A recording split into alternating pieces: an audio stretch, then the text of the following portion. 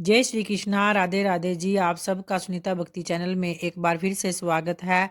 भगवान श्री कृष्ण की कृपा आपके समस्त परिवार पर बनी रहे। दोस्तों, आज है 21 जनवरी 2026 और दिन है बुधवार का। तो आइए आगे के कथा महात्म्य को प्रारंभ करते हैं, जो अध्याय 18वां से लिया गया है। तो आइए प्रारंभ करें। फिर उसके बाद श्री वशिष्ठ ऋषि जी कहने लगे कि हे राजन, मैंने दत्तात्रेय जी द्वारा कहा गया माघ मास महात्म्य तो कह दिया है। अब माघ मास के स्नान का फल भी सुनो। हे परम तप, माघ मास स्नान सब व्रतों का और तपों का फल देने वाला है। माघ मास स्नान करने वाले स्वयं तो स्वर्ग में जाते ही हैं और उनके माता पिता दोनों के कुलों को भी स्वर्ग प्राप्त होता है। माघ मास में स्नान करने वाले दुराचारी और कुकर्मी मनुष्य भी पापों से मुक्त हो जाते हैं और इस मास में हरि का पूजन करने वाले पाप समुदाय से छूटकर भगवान के शरीर वाले हो जाते हैं। यदि कोई आलस्य से युक्त होकर माघ में स्नान करता है तो उसके भी सब पाप नष्ट हो जाते हैं। तो जैसे गंधर्व कन्याएं राजा के श्राप से भयंकर कल भोगती हुई लोमस ऋषि के वचन से माघ मास में स्नान करने से पापों से छूट गई थी, यह वार्ता सुनकर राजा दिलीप विनय से पूछने लगे कि हे गुरुदेव, ये कन्याएं किसकी थी? उनको यह श्राप कब और कैसे मिला? तो उनके क्या नाम है? ऋषि के कृपा से कैसे श्राप मुक्त हुई और उन्होंने किस स्थान पर माघ स्नान किया? आप विस्तार पूर्वक सब कथा कहिए। तो इस पर वशिष्ठ जी कहने लगे कि हे राजा, जैसे अरणि से स्वयं अग्नि उत्पन्न होती है, वैसे ही यह कथा धर्म और संतान उत्पन्न करती है। हे राजन, सुख संगीत नामक गंधर्व की कन्या का नाम विमोहिनी है। सुशीला तथा सवर वेदी की सुसंबरा, चंद्रकांता की सुतारा तथा सुप्रभा की कन्या चंद्रिका, ये पांच सब समान आयु वाली तथा चंद्रमा की जैसी कांति वाली और सुंदर थी। जैसे रात्रि को पुष्प चंद्रा शोभायमान होता है, वैसे ही ये कलियों के समान खिली हुई अप्सराएं थी। ऊंचे प्योदर वाली पदानी वैशाख मास की कामिनी यौवन दिखाती हुई, तीन पत्तों वाली लता के समान गोरे रंग, सोने के समान चमकती हुई और सोने के अलंकारों से सुशोभित, सुंदर वस्त्र धारण किए हुए, अनेक प्रकार के गाने और वीणा अन्यथा बांसुरी तथा दूसरे बाजे बजाने में प्रवीण और ताल स्वर तथा नृत्य कला में निपुण थी।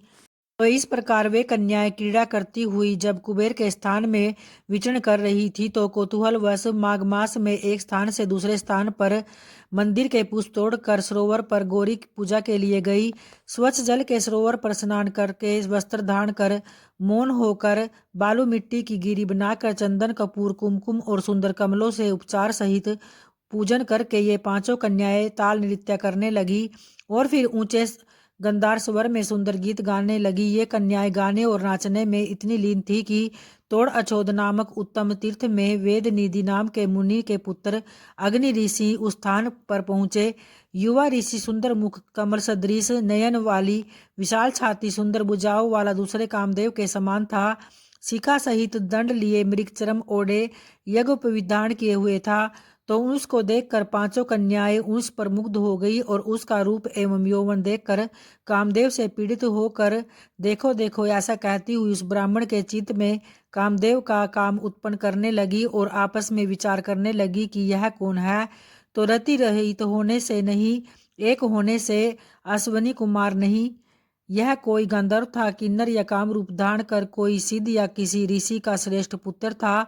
तो ऐसा कहकर मनुष्य है या कोई भी हो, ब्रह्मा जी से इसके हमारे लिए बनाया है। जैसे पूर्व कर्म के प्रभाव से संपत्ति प्राप्त होती है, वैसे ही गौरी जी ने हम कुमारियों के लिए इस श्रेष्ठ वर को दिया है। और सब कन्याएं आपस में यह कहने लगी कि यह तेरा वर है या मेरा वर है, अथवा सबका ऐसे कहने लगी। जिस समय उस ऋषि पुत्र ने अपनी मध्याह्न की क्रिया करके ऐसे वचन सुने तो वह सोचने लगा कि यह तो बड़ी समस्या उत्पन्न हो गई। ब्रह्मा विष्णु महेश आदि देवता तथा बड़े योगीश्वर भी स्त्रियों के ब्रह्मजाल में मोहित हो गए। इनके तीक्ष्ण बाणों से किसका मन रूपी हिरण घायल नहीं हो सकता। जब तक नीति और बुद्धि रहती है तब तक पाप से ब्याह रहता है। जब तक तप की गंभीरता रहती है, यम विधि का पालन होता है, तब तक मनुष्य स्त्रियों के काम रूपी बाणों से बिंदा नहीं जाता। ये मुझे उन्मत्त और मुग्ध कर रही है। किन गुणों से धर्म की रक्षा हो सकती है? स्त्रियों के मांस, रक्त, मलमूत्र से बने घृणित और अशुद्ध शरीर में कामी लोग की ही सुंदरता की कल्पना करके रमण कर सकते हैं।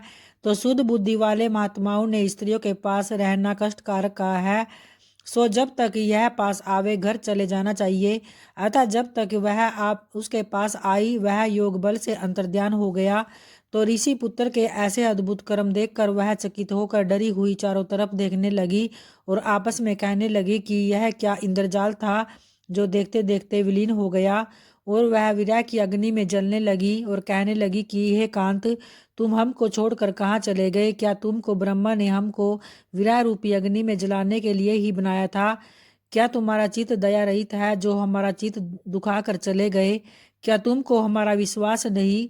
क्या तुम कोई मायावी हो? बिना किसी अपराध के हम लोगों पर क्यों क्रोध कर रहे हो? हे हृदयेश्वर, तुम्हारे बिना हम नहीं जी पाएंगी। जहाँ पर आप गए हो हमें शीघ्र ले चलो, हमारा संताप हरो और हमको दर्शन दो। तो दया करो, सज्जन लोग किसी का नाश नहीं देखते। तो इस तरह से भक्तों आज के माघ मास महात्म्य कथा अध्याय यहीं समाप्त होता है। और आइए अब तुलसी चालीसा पाठ को प्रारंभ करते हैं। नमो नमो तुलसी महारानी, महिमा अमित न जाए बखानी। दियो विष्णु तुमको सनमाना, जग में छायो सुयस महाना। विष्णु प्रिया जय जयति भवानी, तीहु लोक की हो सुख खानी। भगवत पूजा कर जो कोई, बिना तुम्हारे सफल न होई। जिन घर तव नहीं होए निवासा, उस पर करी विष्णु नहीं बासा। करे सदा जो तव नित सुमिरन, ते ही के काज होए सब पूरन। कार्तिक मास महात्म तुम्हारा, ताको जानत सब संसारा। तव पूजन जो करे कुंवारी, पावे सुंदर वर सुकुमारी। कर जो पूजन नित प्रीति नारी, सुख संपत्ति से होए सुखारी। वृद्धा नारी करे जो पूजन, मिले भक्ति होवे पुलकित मन। श्रद्धा से पूजे जो कोई, भवनी दिसे तर जावे सोई। कथा भागवत यज्ञ करावे, तुम बिन नहीं सफलता पावे। छायो तब प्रताप जगबारी, द्यावत तुम ही सकल चितधारी। तुम्ही मात यंत्रन तंत्रन, सकल काज सिद्धि होवे क्षण में। औषधि रूप आप हो माता, सब जग में तव यश विख्याता। देव ऋषि मुनि हो तपदारी, करत सदा तव जय जयकारी। वेद पुराण तव यश गाया, महिमा अगम पार नहीं पाया। नमो नमो जय सुख कारनी, नमो नमो जय दुख निवारनी। नमो नमो सुख संपत्ति देनी, नमो नमो अग काटन छेनी। नमो नमो भक्तन दुख हरनी, नमो नमो दुष्टन मद छेनी। नमो नमो भव पार उतारनी, नमो नमो परलोक सुधारनी। नमो नमो निज भक्तन उबारनी, नमो नमो जन काज संवारनी। नमो नमो जय कुमति नसावनी, नमो नमो सुख उपजावनी। जयति जयति जय तुलसी माई, ध्याऊं लग तुमको शीस नवाई। निज जन जानी मोहि अपनाओ, बिगड़े कारज आप बनाओ। करूँ विनय मैं मात तुम्हारी, पूर्ण आशा करूँ हमारी।